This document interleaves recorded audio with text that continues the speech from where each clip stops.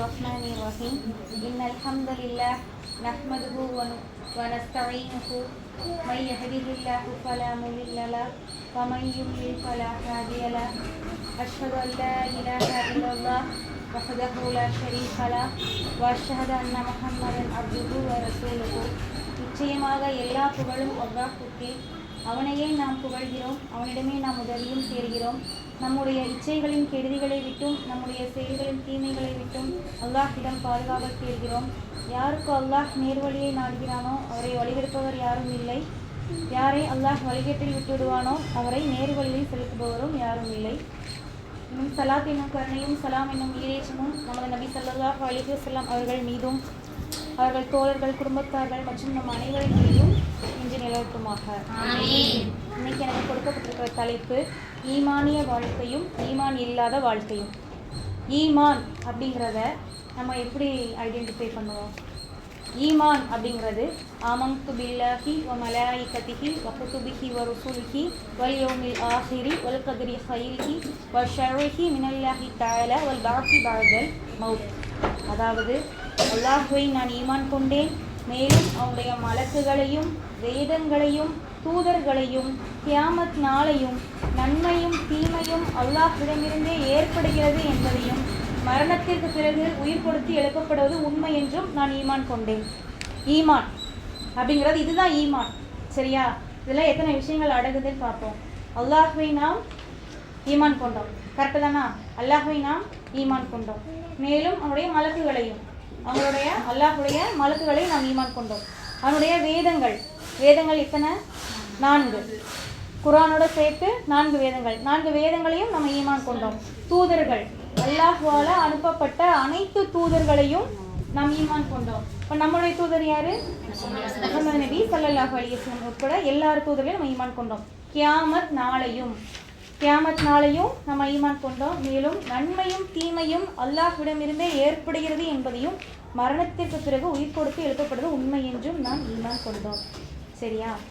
அப்போ இந்த ஈமான் அப்படிங்கிறது ஃபஸ்ட்டு நமக்கு ரசூலுல்லாவால நமக்கு கொடுக்கப்பட்ட, அப்படித்தானா? 1400 ஆண்டுகளுக்கு முன்பு உலகம் எப்படிப்பட்ட நிலைமையில இருந்தது அப்படின்னு நம்ம எல்லாத்துக்குமே தெரியும். அல்லாஹ் ஒரு இறைவனா இருந்தால், அதாவது அவங்க மத்தியில் ஷிர்க் நிறைய இருந்துச்சு, அப்படித்தானே? மக்கா மாநகரத்தில் ஷிர்க் சில இறக்கம் தான் இருந்துச்சு.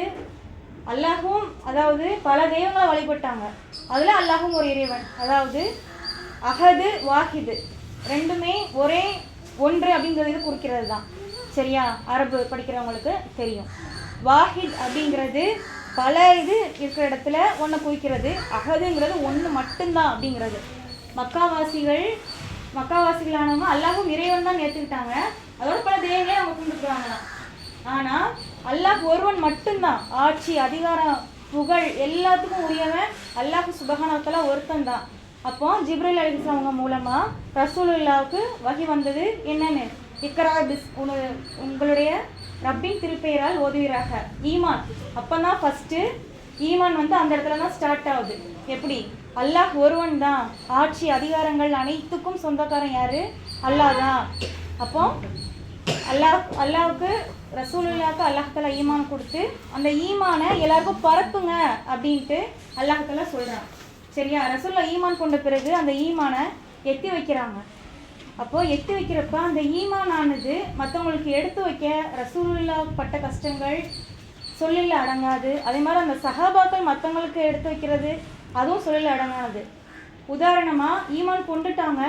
அப்போ உங்களுக்கு தெரியும், வரக்கா அப்படின்ற ஒருத்தவங்கள்ட்ட கதிஜா நாயகி அவங்க கூட்டு போனாங்க. யாரை?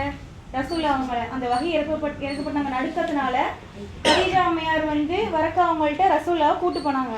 அப்போ அந்த வரக்கா அவங்க சொன்ன விஷயம் இறைவன்கிட்ட இந்த வகை உங்களுக்கு வந்திருக்கு, நீங்கள் அதை அடுத்தவங்களுக்கு எட்டு வைக்கும் போது இந்த மொத்த மக்கா மாநகரமே உங்களுக்கு எதிராக திரும்பும் அப்படின்ட்டு அந்த வகை, அதாவது அந்த ஈமானை எட்டு வைக்கிறதுக்கு முன்னாடி வரைக்கும் ரசூலுல்லாவுக்கு மக்கால பெரிய மதிப்பு இல்லையா? அவர் நல்ல மனிதருக்கு நல்ல மரியாதை இருந்துச்சு. ஆனால் அந்த வகையை எடுத்து வைக்கிறது மூலமாக, அந்த ஈமானை எடுத்து வைக்கிறதுக்கு மூலமாக இந்த மக்களே உங்களுக்கு எதிராக திரும்பி உங்களை இந்த ஊரை விட்டே விரட்டுவாங்க அப்படின்ட்டு ரசூலுல்லாவுக்கு ஒரே ஆச்சரியம். இந்த மக்களா என்னைய ஊரை விட்டு விரட்டுவாங்க அப்படின்ட்டு சொல்லி போட்டுக்கோங்க.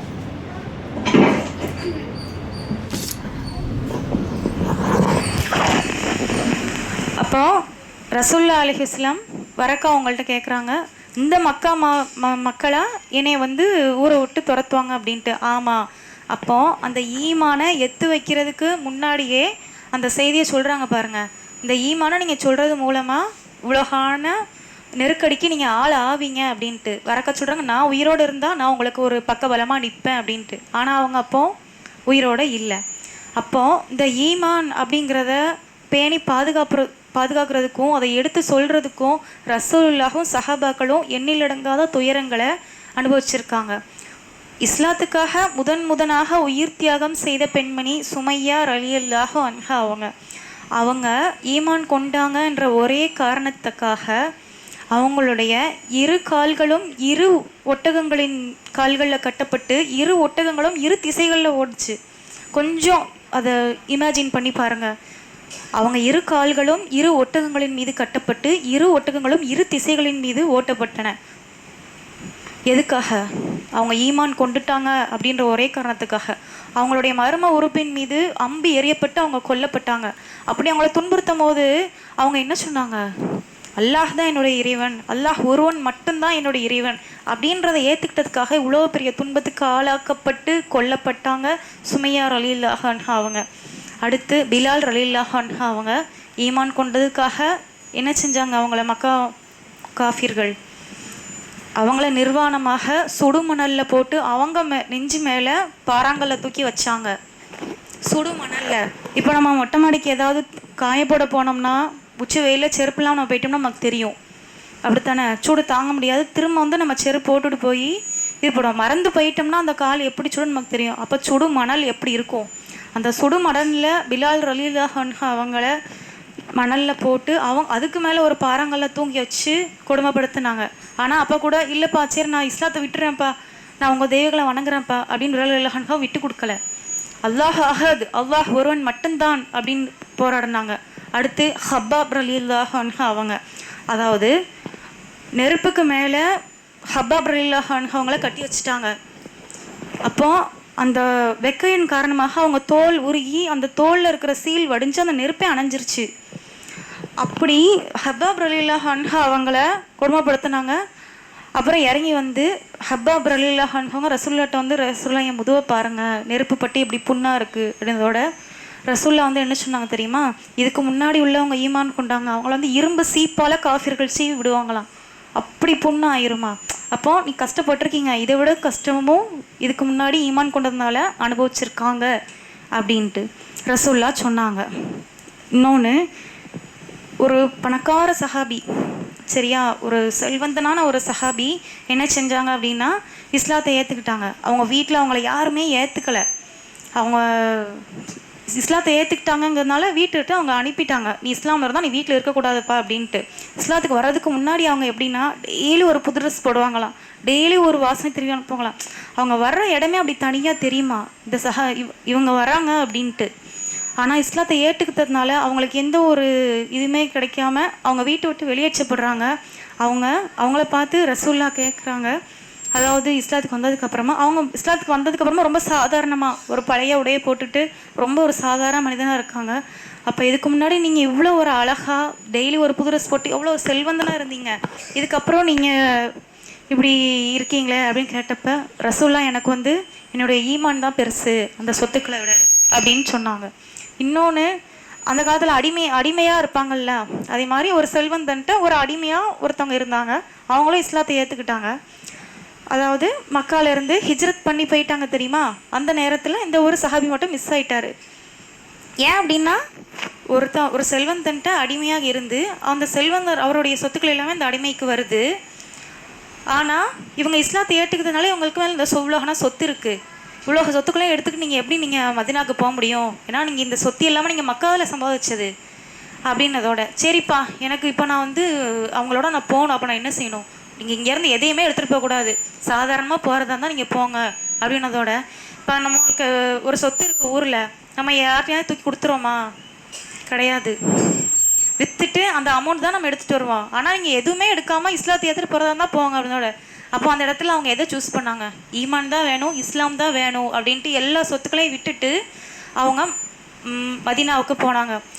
அதாவது ஈமான் கொண்டோம் அப்படின்ற ஒரு காரணத்துக்காக எல்லாருமே மக்காவை விட்டு துரத்தப்பட்டாங்க.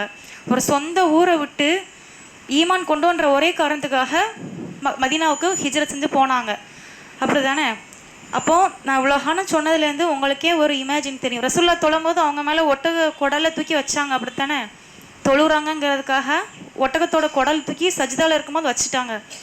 அப்போ ஈமான் கொண்ட நேரத்தில் சஹாபிகள் ரசூலுல்லாஹ் எவ்வளோ கஷ்டப்பட்டாங்கங்கிறது நம்மளால் ஒரு ஐடியாவுக்கு வர முடியும் இல்லையா? அப்படித்தானே இவ்வளோகான கஷ்டப்பட்டாங்க. ஆனால் இன்றைக்கி நம்ம தொழுகிறோம், நம்மளை யாராவது டிஸ்டர்ப் பண்ணுறாங்களா? ஏன் தொழுகிறேன்ட்டு யாராவது கஷ்டப்படுத்துகிறாங்களா? நம்ம குரான் ஓதுறோம், ஏன் குரான் ஓதுறேன்ட்டு யாராவது நம்மளை துன்புறுத்துறாங்களா? இல்லை. நமக்கு ஈமான் எப்படி கிடச்சிது? நம்ம பெற்றோர்கள் முஸ்லீம்லாம் இருக்காங்க, நம்மளும் முஸ்லீம்லாம் இருக்கோம். அந்த ஈமான் கொண்டதுனால எனக்கு எந்த பிரச்சனையும் இல்லை. மாறாக நான் ஈமான் கொண்டதுனால எனக்கு ஒரு சிறப்பு தான் கிடச்சிருக்கு, அப்படித்தானே?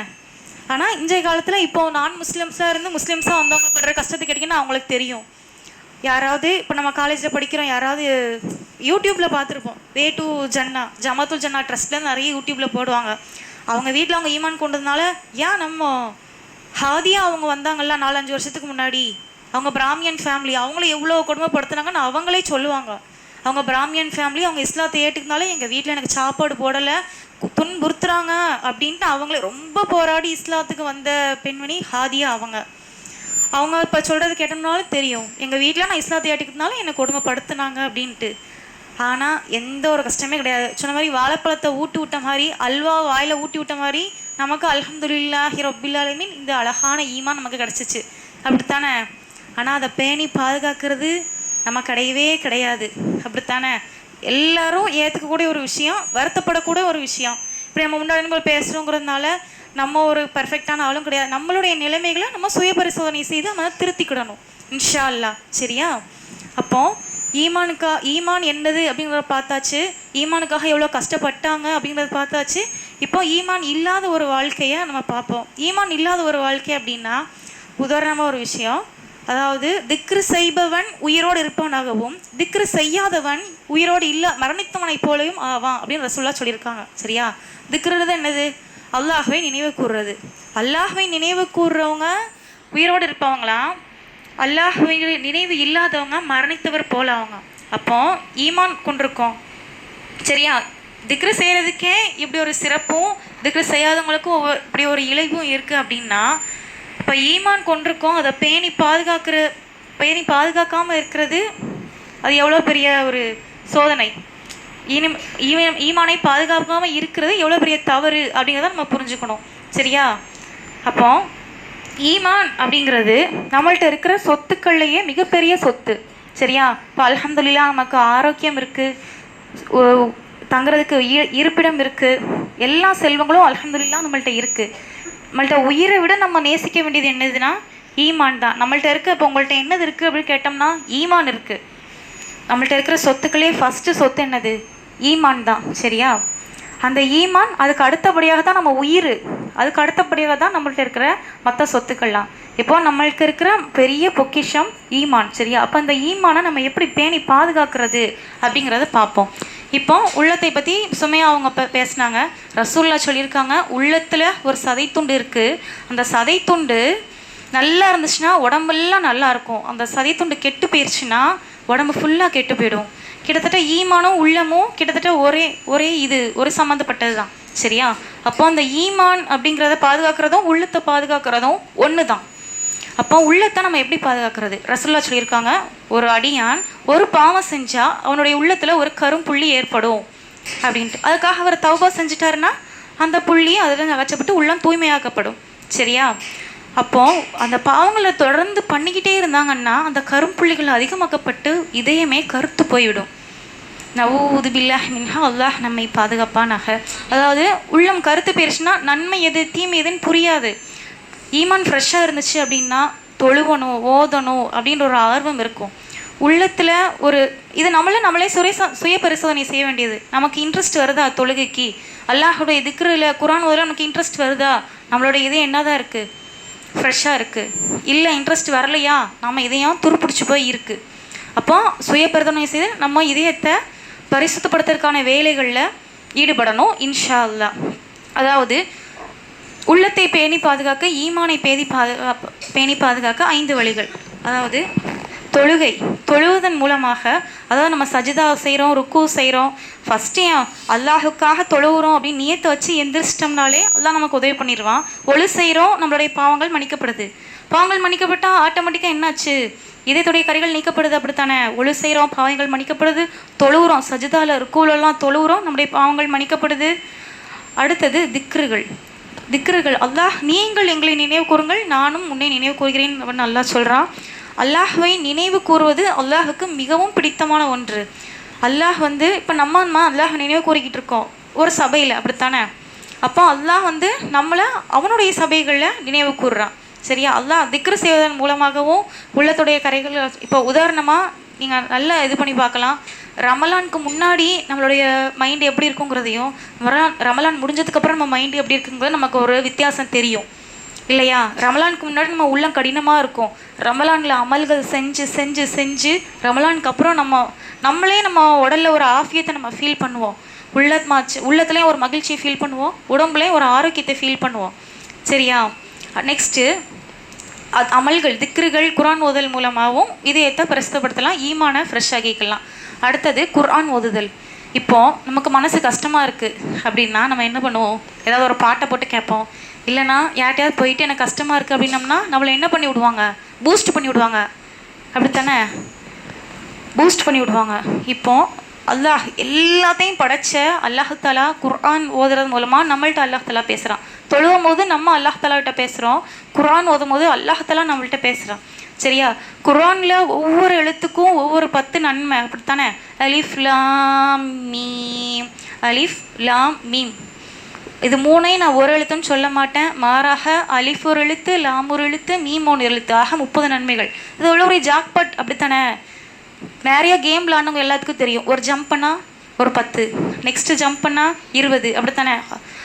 இதையும் ஒப்பிட்டு பாருங்கள். அப்போது ஒரு எழுத்து ஓதும் போதும் எவ்வளோ சந்தோஷம். அல்ஹம்து சூரா ஓதுனா எத்தனை கோடி நன்மைன்னு நம்மளால் நினச்சே பார்க்க முடியலை. குர்ஆன் ஓதணும்னா ஒவ்வொரு எழுத்துக்கும் 10 நன்மை. மாறாக எவ்வளோ நன்மைகள் குர்ஆன் ஓதுறதுல இருக்குது. அல்லாஹ் சொல்கிறான், குர்ஆனில் சிஃபா இருக்குது, சக்கீனத் அல்லாஹ் தஆலாவுடைய அமைதி இருக்குது, மலக்குமார்களுடைய வருகை இருக்குது. அல்பக்கரா சூறப்பட்ட வீட்டுக்கு பக்கம் சைத்தானால் நெருங்கவே முடியாது, விரண்டு ஓடிடுவான். சாதாரணமாக ஓட மாட்டான், விரண்டு ஓடிடுவான். அப்படி ஒரு சிறப்பு அல்பக்ராவில் இருக்குது. ஆக குர்ஆன் ஓதுறதன் மூலமாகவும் நம்மளுடைய உள்ளங்கள் தூய்மையடைது. முக்கியமான விஷயம், நம்ம குர்ஆனோட அதிகமான இதை நெருக்கங்களை ஏற்படுத்திக்கணும். குர்ஆன் ஓதுறோம், அல்ஹம்துலில்லாஹி ரப்பில் ஆலமீன்னு சொல்கிறோம். இதுக்கு என்ன அர்த்தம்? அல்ஹம்துலில்லா, எல்லா புகழும் ரப்புல் ஆலமீன், அனைத்தையும் படைத்த அல்லாஹ் தஆலாவுக்கு தான். அப்போ அதோட அர்த்தம் புரியுது. ஆனால் மற்ற நாஸ் சூறாக்கு எல்லா அர்த்தமும் நமக்கு தெரியுமா? அனைத்து வரிகளுக்கும் தெரியுமா? தெரியாது. ஏன் அப்படின்னா அவங்க அரபு தெரியுது, ஆனால் அதில் உள்ள அர்த்தம் நமக்கு தெரியலை. ஆனால் அது தெரிஞ்சிட்டோம் அப்படின்னம்னா அல்லாஹ் தஆலா என்ன சொல்ல வர்றான் அப்படின்னு நமக்கு புரியும். அப்படித்தானே? அதாவது குர்ஆனில் 3 பகுதிகள் இருக்குது. சாதாரண மக்கள் புரிஞ்சுக்கிற மாதிரியும் இருக்குது. ரெண்டாவது இது உலாமாக்கள் சொல்லி புரிய வைக்கிறதாகவும் இருக்குது. இன்னொரு பகுதி அல்லாஹ் தஆலாவுக்கு மட்டுமே புரிகிற மாதிரி இருக்குது. இப்போ நம்மளா குர்ஆன் ஓதணும், குர்ஆனுடைய உரைகளை படிக்கணும் இல்லையா? குர்ஆனுடைய தஃப்சீர்களை நம்ம கேட்கணும், குர்ஆனுடனாடைய தொடர்பை நம்ம அதிகப்படுத்திக்கணும். அடுத்து மரணத்தை நினைவு கூறணும். ஜனாசாக்களில் இருக்குது அப்படின்னா அதில் நம்ம கலந்துக்கிட்டு அவங்கள பார்த்தா நமக்கு புத்தி வரும். அப்படி தானே? நம்மளும் இப்படி தானே இறந்து போயிடுவோம், நம்மளே இப்படி தானே கபரில் வச்சுருவாங்க அப்படின்ட்டு. இன்ஷா அல்லாஹ் மரணத்தை அதிகமாக நினைவு கூறுறது மூலமாகவும் ஈமான் அதிகரிக்கும். ஆக இன்றைக்கி நம்ம ஈமான்னா என்னங்கிறத பார்த்தோம். ஈமான் கொண்டதுனால ரசூலுல்லாஹ், சஹாபாக்கள், இன்னும் மற்றவங்க எல்லோரும் எவ்வளோ கஷ்டப்பட்டாங்கிறத பார்த்தோம். நமக்கு ஈமான் எவ்வளோ ஈஸியாக கிடச்சிருக்குங்கிறதையும் பார்த்தோம். அந்த ஈமானில் நம்ம எவ்வளோ பொடுபாக இருக்கோங்கிறதையும் பார்த்தோம். அதை எப்படி பேணிக்கிறோம் அப்படிங்கிறதையும் பார்த்தோம். இன்ஷா அல்லாஹ் செய்வோமா? இன்ஷா அல்லாஹ் 5 வேளை தொழுவோமா? இன்ஷா அல்லாஹ் குர்ஆன் ஓதுவோமா? இன்ஷா அல்லாஹ் திக்ரு செய்வோமா? அதே மாதிரி எப்பப்போ தப்பு பண்ணிட்டோம்னாலும் அந்தந்த உடனே மன்னிப்பு கேட்டுறோம். இப்போ நம்ம அல்லாஹ் என்ன சொல்லியிருக்கான்? ஆதமுடைய மக்கள் எல்லாரும் பாவம் செய்கிறவங்க தான். அப்படித்தானே? அல்லாஹ் நம்மளை மலக்குகளாக படைக்கலை, மனிதர்களாக படைச்சிருக்கான். ஆனால் ஆதமுடைய அல்லாவே சொல்லிட்டானே நீங்கள் தப்பு பண்ணுற ஆளு தான் அப்படின்ட்டு. ஆதமுடைய மக்கள் அனைவரும் பாவம் செய்பவர்களே, ஆனால் அதில் சிறந்தவர்கள் பாவ மன்னிப்பின் மூலம் மீள்பவர்களே. நீ பாவம் பண்ணக்கூடியதான், பாவ மன்னிப்பு கேட்டுட்டியா, நீங்கள் தான் சிறந்தவங்கன்னு அல்லாஹ் சொல்கிறான். அப்படித்தான் நம்ம பாவம் செய்யக்கூடியவங்களா தான் இருப்போம். ஏதாவது பேசும்போது நம்மளை அறியாமல் ஒரு பொய் வந்துடும்.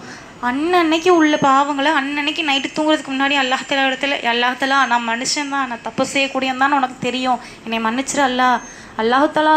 இதை பாவ மன்னிப்புங்கிறத ஒரு டாப்பிக்காக இருந்துச்சுன்னா நம்ம தனியாக பேசுவோம். பாவ மன்னிப்பு கேட்குறதுல அல்லாஹ்தஆலா எவ்வளோ சந்தோஷம் அடைகிறான், பாவ மன்னிப்பு கேட்குறதுனால நமக்கு எவ்வளோகான பெனிஃபிட்ஸ் கிடைக்குது, பாவ மன்னிப்பு கேட்குறதுனால நமக்கு உண்மையிலையும் மறுமையிலையும் எவ்வளோகானோ நன்மைகள் இருக்குது. நம்ம இன்ஷா இன்னொரு டாப்பிக்கில் பார்க்கலாம். இப்போ ஈமானை நம்ம எப்படி பார்த்துக்கணும் அப்படிங்கிறதுல இது ஒரு முக்கியமான பாயிண்ட்டு. பாவ மன்னிப்பு தேடிடணும். நம்ம தப்பு செய்யக்கூடியவங்க தான் அப்பப்போ பண்ண தப்புக்கு அல்லாஹ்விடத்தில் மன்னிப்பு கேட்டுருவோம். இன்ஷா அல்லாஹ் நம்ம ஈமானை பத்திரமா பார்த்துக்குவோமா, அல்லாஹ்கிட்ட துவா செய்வோமா. ஈமானை பாதுகாக்கிறதுக்காக நிறைய துவாக்கள் இருக்குது. ஃபஸ்ட்டு துவா, யா அல்லாஹ்தஆலா உள்ளங்களை திருப்புவோனே உன்னுடைய தீனின் மீது எனது உள்ளத்தை உறுதிப்படுத்துவாயாக. ஆமீன். யா அல்லாஹ்தஆலா உள்ளங்களை திருப்புவோனே உன்னை வணங்கி வழிபடுவதன் மீது எனது உள்ளத்தை திருப்புவாயாக. யா அல்லாஹ்தஆலா எனது உள்ளத்துக்கு தக்குவா எனும் இறைச்சத்தை தருவாயாக. யா அல்லாஹ்தஆலா எனது தக்குவா எனும் இறைச்சத்தை, யா அல்லாஹ்தஆலா எங்களது உள்ளங்களை நேர்வழி காட்டிய பிறகு அது எங்கள் உள்ளங்களை தடம்புரள செய்யாதிருப்பாயாக. யா அல்லாஹ்தஆலா உன் நேசத்தை தந்தருள் புரிவாயாக. யா அல்லாஹ்தஆலா நீ நேசிப்பவர்களின் நேசத்தையும் தந்தருள் புரிவாயாக. யா அல்லாஹ்தஆலா உன் நேசத்தை அடையக்கூடிய செயல்பாடுகளுக்கு எங்களுக்கு வழிகாட்டுவாயாக. யா அல்லாஹ்தஆலா உன்னுடைய அனைத்து விதமான அருள்களையும் எதிர்பார்த்து நிற்கிறோம். வாஹிர் தஅவானா அல்ஹம்துலில்லாஹி ரப்பில் ஆலமீன். அஸ்ஸலாமு அலைக்கும் வரஹ்மத்துல்லாஹி வபரகாத்துஹு.